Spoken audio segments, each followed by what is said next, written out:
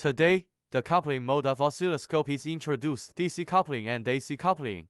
Setting the coupling method can filter out unwanted signals. Output a sine wave with a frequency of 10,000 Hz, amplitude of 500 mV, offset of 230 mV. Click the Miss button to enter the measurement settings menu. Click the measurement category in the Add menu, and select the average value in the vertical measurement category. Click to open CH1. Then click on the coupling menu to select coupling mode.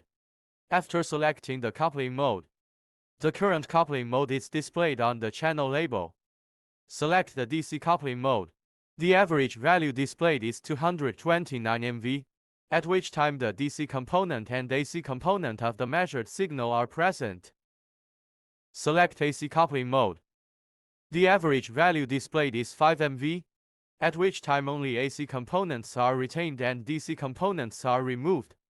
The oscilloscope screen displays only AC signals from the signal source, making it easy for engineers to detect circuits.